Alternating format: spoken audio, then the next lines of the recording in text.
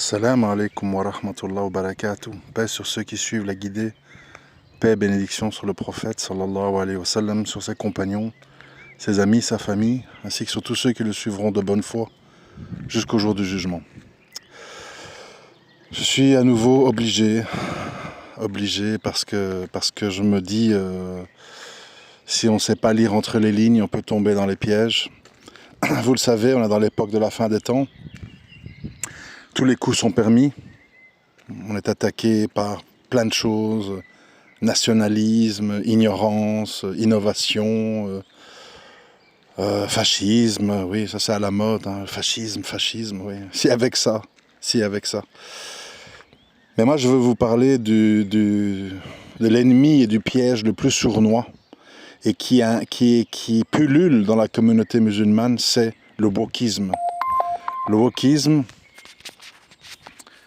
est devenu un véritable problème parce qu'il se présente sous une image sympathique et a priori positif. Alors, je pense à quoi? Il y a notre fameux couple, hein, le couple de Tanger, très actif sur Instagram, que moi je ne suis plus, je ne regarde plus, j'ai désinstallé Instagram tellement ces gens me dégoûtent, mais malheureusement, oui et non, ça dépend de quel point de vue, mais on me relate, on me fait des captures, on m'explique, les gens autour de moi qui ont Instagram, ce qui s'y dit, ce qui s'y fait. Et alors voilà que notre couple Mounir de Tanger est venu avec un nouveau concept, qui a priori semble bien sympathique. La doctrine, c'est quoi? Parce qu'on passe chaque fois à la vitesse supérieure, hein. D'abord, on légitimise la fin du voile, et puis ceci, et puis cela, et puis on reçoit des gens pour 2-3 jours dans des maisons de luxe à 1200 balles le séjour, avec des gnawas qui dansent autour, enfin bon. Ok, étape suivante. Il rajoute toujours une couche en fait. Étape suivante, pour qu'un couple dure, il est bon que madame parte 3 semaines toute seule, s'aérer l'esprit, elle laisse monsieur seul avec les enfants, et quand elle revient, monsieur part lui aussi 3 semaines tout seul et laisse les enfants à madame. C'est une recette très bonne que j'incite toutes les personnes qui m'écoutent à appliquer ça dans leur couple. Quelles sont les bases islamiques de tout ça? On ne sait pas. Par rapport au wakir, est-ce que ça tient compte de la réalité des gens? Je ne pense pas. Et donc j'explique. Alors, on est en 2024, je suis bien d'accord. Ça veut dire qu'on ne vit plus en des villages, en famille, où tout le monde se connaît. Et je sais que tout ça, ça rend certaines choses plus compliquées, notamment le mariage, trouver quelqu'un. Je ne suis pas du tout quelqu'un qui ne tient pas compte du contexte. Mais même en tenant compte du contexte, c'est quelque chose d'ultra dangereux et d'ultra problématique. Alors, si tu me dis, un couple a de temps en temps besoin de s'aérer la tête et ils laissent leurs enfants à la grand-mère, aux oncles, quoi, pour un long week-end, 2-3 jours, dans lesquels ils vont passer un week-end, je ne sais pas, dans une ville d'Europe ou en thalassothérapie ou je ne sais quoi. Bon, ça, je veux bien l'entendre. Mari et femme sont ensemble, ils se détendent, ils n'ont pas les enfants dans les pieds, ils se retrouvent, etc. Et d'ailleurs, même s'ils vont ensemble sur le même lieu de vacances, ils ne sont pas obligés d'être l'un sur l'autre toute la journée. Monsieur peut faire ses trucs, madame ses trucs, et on se retrouve à l'heure du dîner, par exemple. Mais ça n'a aucunement mentionné. Pas du tout. On ne met pas ça en avant comme une possibilité. On dit quoi? On dit, de temps en temps, on sature du mari et des enfants pour pouvoir tenir le coup et revenir plus forte et être une meilleure mère et une meilleure épouse. Il faut s'aérer l'esprit toute seule pendant 3 semaines, sans mari et sans enfant. Alors évidemment, en surface, comme ça, on dit « ouais, ça a l'air pas bien méchant ». Mais si on réfléchit bien, ça veut dire quoi? Où est-ce que la personne va pendant 3 semaines? Dans sa famille? Dans un hôtel? Toute seule, je ne sais où? Mystère. Pas de précision, d'accord? Pendant ces 3 semaines, moi j'ai plusieurs enfants Je peux vous dire qu'au quotidien, heureusement qu'on est deux. Au quotidien. Si je devais être seul avec mes enfants 3 semaines, ou si leur maman devait être seule avec eux 3 semaines, je peux vous assurer qu'on serait complètement démolis. Et je pense même qu'on ne pourrait pas faire face. Donc, de quoi on parle en fait ? C'est quoi cette histoire en fait ? On va bâtir le fait qu'on va se retaper en s'isolant toute seule dans un endroit où on n'est pas censé être seul, pendant que l'autre en fait est complètement enseveli sous ses enfants. Les couches, les cris, les maladies, la bouffe, le truc. Qu'est-ce que c'est que ces histoires ? Qu'est-ce que c'est que cette folie dans laquelle vous voulez précipiter les gens ? Parce que ça suffit. On va me dire, ouais, mais c'est leur vie, c'est pas la tienne, ils font ce qu'ils veulent. Non, non, non, non, non, non, non. Madame Mounir publie en story tous les commentaires qui vont dans son sens. Ouais, j'en ai parlé à mon mari, on va instaurer ça. Au début, il réchignait, mais je l'ai convaincu. Alors elle dit bravo. Une autre qui dit je ne sais quoi, enfin tout qui va dans son sens, voilà, bravo, exactement, mashallah, enfin non, pas mashallah, ça c'est vrai, il n'y a plus rien, il n'y a plus aucune référence islamique, on passe plus le salam, on dit plus mashallah, il n'y a plus que sabah al-khair, et bravo, voilà, génial, super, donc on est en plein dans les coachs en développement personnel qui inventent des sunnas à la place de la sunna. Regardez, si tout ce beau monde, parce qu'ils ne sont pas les seuls, si tout ce beau monde dirait d'une manière courageuse, franche, écoutez, on met l'islam derrière nous, on a envie de croquer, on a envie de s'amuser, on a envie de vivre avec notre temps, voilà, certes, on est de culture arabo-maghrébino-islamique, mais on a pris nos distances avec la religion. Je dis, pourquoi pas ? Au moins les gens qui l'écoutent, ils savent qu'ils n'ont pas toutes les contraintes de l'islam. Ils s'en sont affranchis. Ce serait honnête. Le problème, c'est que ces gens n'avouent jamais leur apostasie. C'est ça le problème. Quand vous dites, ouais, au cacha, moi j'aime bien l'écouter. Là, je vous invite à écouter son interview sur on s'appelle la chaîne Livre Noir. Il dit que des vérités. Hein. Des vérités qu'il n'aime pas. Mais des vérités. C'est comme Zemmour. Au moins, ces gens, ils vous mentent pas. C'est ça que vous comprenez pas. Essayez de valoriser les ennemis qui ne vous mentent pas. Parce qu'on est plein de faux amis qui mentent. Vous comprenez ? Ça, c'est un problème.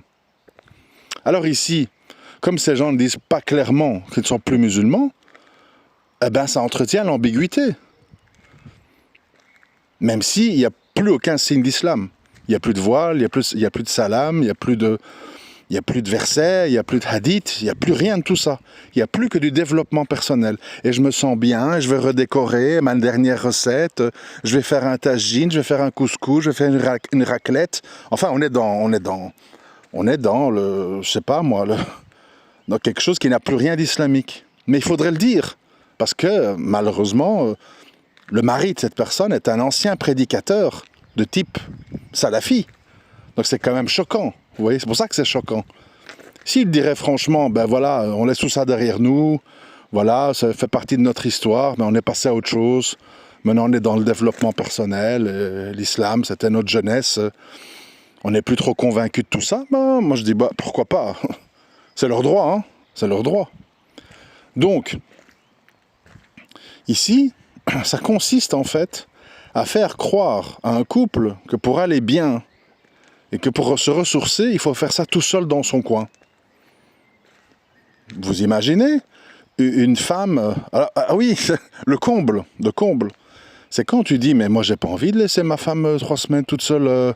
Je sais pas ce qui se passe là, des types qui tournent autour d'elle, elle a un petit coup de blues, un type vient lui faire un compliment. Et des femmes qui disent, mais moi, il n'est pas question que mon mari soit 3 semaines tout seul avec des types, je sais pas en quoi ils vont le précipiter, et puis ils vont être à des terrasses, ils vont voir des jolies filles, moi je lui ai donné 4 enfants, je suis un peu en surpoids, non, mon mari, pas 3 semaines, loin de moi. Vous savez ce qu'ils disent à ça ? Voilà des gens qui n'ont pas confiance, des hommes avec un petit H, des femmes avec un petit F. Dans la relation, s'il n'y a pas une pleine confiance, ça ne vaut pas la peine, c'est que votre relation n'est pas saine. Donc en plus, en fait, ils te disent tu dois pas tisser des barricades autour du mal. Genre, en fait, on est des espèces d'anges, on n'est jamais soumis à la tentation, on n'a jamais des coups de mou, et on n'est jamais la cible d'éventuelles situations ambiguës. Non, ça n'arrive qu'aux autres. Ça arrive tellement qu'aux autres qu'il y a un scandale dont je n'ai pas parlé cette semaine avec un prédicateur bien connu qui s'est fait prendre dans des histoires de sextape et je ne sais quoi. Bon, moi je m'en mêle pas parce que je connais pas les dessous du dossier et puis de toute façon ça m'étonne pas parce que voilà, moi j'ai toujours dit quand on est dans la prêche islamique,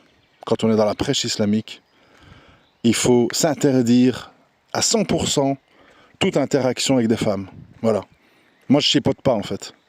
Moi, je ne réponds plus à aucun message privé, aucun mail, où je ne rentre dans aucun space où des femmes prennent la parole. Pour éviter ça. Les érotomanes et les trucs. Ah, il m'a dit, ah, il m'a fait un compliment, ah, il m'a parlé gentiment, ah, il m'a répondu, j'ai de l'importance pour lui. Non. Moi, je joue plus à ça. Tu peux écouter, ouais. Il y a des femmes qui écoutent ces audios. Pas de problème. Je ne vais pas commencer à dire... je ne peux pas empêcher de toute façon les gens d'écouter. Mais les interactions, quand tu prêches l'islam, tu dois te les interdire à 100%. Et tous ces prédicateurs, ils jouent avec le feu. Oui, ma sœur, explique-moi. Ils font des lives sur Instagram, ils répondent. Et puis il y a des caméras. Laisse tomber, quoi. D'ailleurs, c'est à ce petit jeu-là qu'Ismaël Mounir a joué à l'époque. Et ça s'est terminé que sa femme a enlevé le voile et que maintenant, elle est dans l'état dans lequel elle est. Il y a toujours un prix à payer quand on joue avec le feu.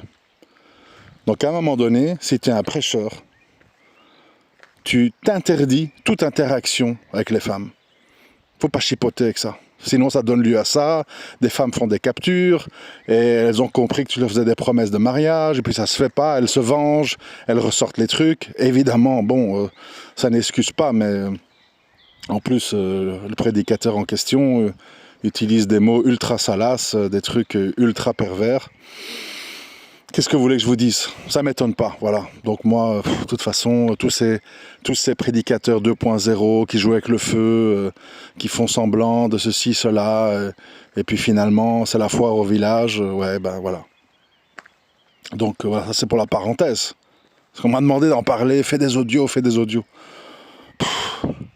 Moi je l'ai dit, ça peut arriver à n'importe qui. Ça peut arriver à n'importe qui accepte des interactions avec des femmes. C'est tout. Ça peut arriver à n'importe qui. Personne n'est pas à l'abri d'un soir où il n'est pas bien, ou d'une sœur qui lui tape dans l'œil, ou sa voix, je sais pas quoi. Personne n'est à l'abri. Ferme les portes si t'es véridique. Ferme les portes. On t'accuse de wahhabite, de machin, de dur, ben c'est pas grave. Au moins tu te préserves, toi et ta famille, et ta femme elle n'est pas jalouse, et il n'y a pas d'ambiguïté. C'est tout. C'est ça le moindre mal dans la vie, c'est empêcher les choses. Et donc pour revenir à cette histoire, plutôt que de dire aux gens, aux couples, de temps en temps, faites des activités à deux, allez faire une balade, faites du sport, faites un petit voyage, un week-end, etc. Non, on te dit, pars seul, te ressourcer pendant 3 semaines. 3 semaines! Subhanallah. Et les gens, ils craignent pas Allah, hein. Ils basent ça sur rien, en fait. Ils basent ça sur... On va me dire, parce que je connais, hein, on va me dire, ouais, mais à l'époque, Sahaba, ils partaient pour le commerce ou le djihad pendant des mois, etc. Eh ouais, mais la femme, elle n'était pas toute seule, hein. Il y avait sa tante, sa cousine, sa mère, son oncle, toute une structure familiale qui l'encadrait, qui veillait à son honneur, qui l'aidait avec les enfants. C'est pas comme aujourd'hui, hein. Tu vois, il faut faire attention, les raccourcis, hein. Subhanallah, subhanallah. Ya Allah, protège-nous. Protège-nous du mal sous toutes ses formes. Des gens irresponsables, qui s'affichent, qui font semblant de nager dans un bonheur continu, qui ne montrent que les bons côtés de leur vie. Subhanallah, qui n'arrêtent pas de se filmer, se photographier, qui n'ont plus aucune intimité. Même quand le couple se dit au revoir, qu'ils se prennent dans les bras l'un de l'autre, elle trouve l'occasion de faire une photo pour montrer sa vie. Ya Allah, vous avez des problèmes psychologiques, mes frères et sœurs. Vous avez des problèmes psychologiques et vous voulez les propager aux autres. Craignez Allah. Craignez Allah avant un jour de jugement qu'on va tous regretter les zigzags qu'on aura fait dans notre vie. Ya Allah. Il faut se réformer tant qu'il est temps. Il faut se réformer tant qu'il est temps. Moi, je vous le dis, plus je vois tout ça, plus j'essaie d'éliminer de ma vie tout ce qui peut déplaire à Allah. Toutes les mauvaises habitudes, toutes les petites choses. Qu'on dit que c'est petit, mais peut-être pour Allah c'est grand. Et alors j'essaye, tous les jours, j'élimine des trucs, je fais mon maximum. Là, je me suis engagé dans l'espace de plus m'emporter, d'être vulgaire. J'essaye de me corriger. C'est ça. Le problème, c'est que ces gens-là, ils veulent te tirer vers le bas. Dans une époque où justement, il faut se raffermir. Il faut être en mode la caverne. Il faut être en mode je me renforce, je fais du dhikr, je lis le Coran, je fais mes prières à l'heure. J'essaye d'éviter le fitna le maximum que je peux. Les tentations sont partout, le désordre est partout, les ambiguïtés sont partout.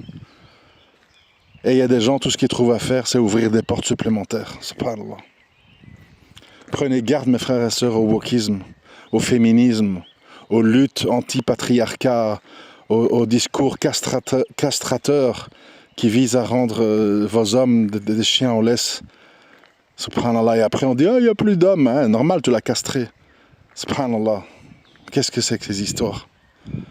Des gens, subhanallah, qui viennent de familles où tout le monde prie, où il y a le Coran, ils parlent l'arabe, ils étaient en djilbab, ils étaient des prêcheurs salafis. Regarde comment ils terminent. Regarde comment ils terminent, avec des propagateurs d'innovation. Et ils vont être responsables, directement ou indirectement, de centaines de couples qui vont se disputer, qui vont peut-être divorcer. Parce que les gens vont dire, ouais, mais regarde, la femme du prédicateur, elle a dit 3 semaines toute seule. Subhanallah.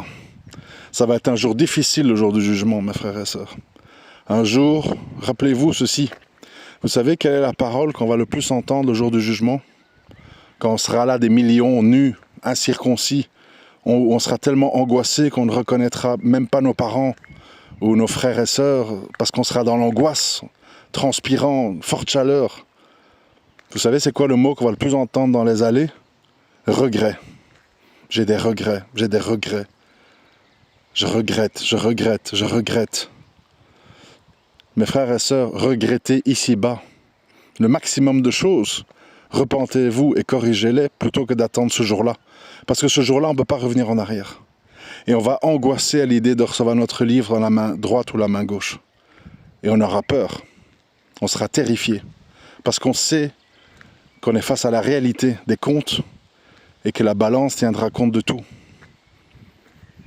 J'espère qu'Allah protège les couples qui, par faiblesse, suivent ces gens sur les réseaux sociaux. Je suis pas anti-modernité, mais honnêtement, essayez de vous concentrer sur des réseaux où il y a un minimum de contrôle. Quoi qu'on en dise, bon, YouTube, il faut s'abonner au bon compte, il faut se détourner de ce que les algorithmes suggèrent automatiquement. Mais au niveau des réseaux, honnêtement, quand on prend un réseau comme X, donc qui était l'ex-Twitter, c'est beaucoup d'écrits, des petits extraits de vidéos. Mais le reste, quand vous voyez tout ce qui tourne, j'ose même pas vous dire tout ce qui tourne sur TikTok, Instagram, c'est inouï en fait. Oui, alors on va toujours me citer le truc qui est bien. Ouais, le truc qui est bien, il est enseveli sous 10 trucs pas bien. Et les gens, on les connaît, ils sont toujours attirés vers le plus facile, le plus commode, le plus rapide, le plus fluide, ceux qui demandent le moins de réformes, le moins de devoir penser, le moins de devoir se remettre en question. On connaît la nature humaine, on sait comment ça va. Hein. L'heure, elle est grave, mes frères et sœurs. Elle est grave.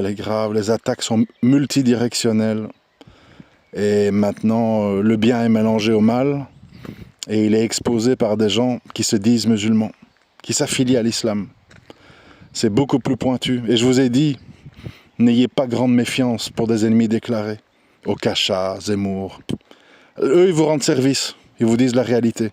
La démocratie n'est pas compatible avec l'islam.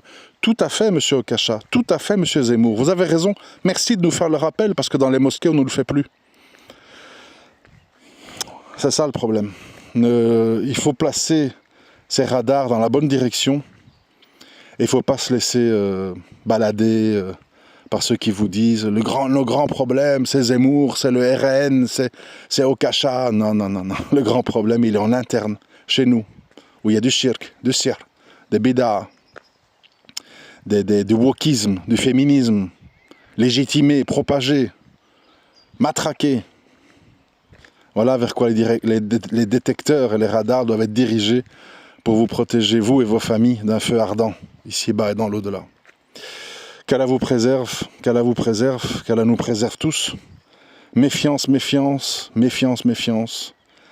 Et sachez reconnaître les signes des gens qui se sont détournés d'Allah.